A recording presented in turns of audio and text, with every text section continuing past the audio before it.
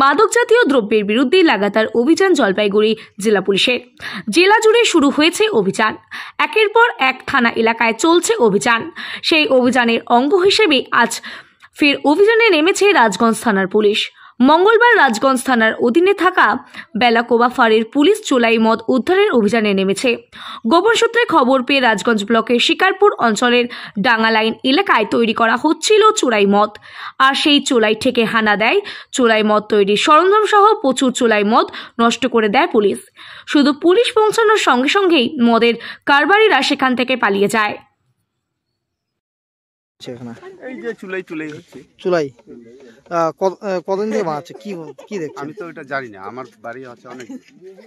এটা কোন জায়গা? এটা ডিবুলাই। ডিবুলাইন। এখানে কি ওই চুলাই মদ বানাচ্ছে? চুলাই এত বড় চুলাই বানাচ্ছে।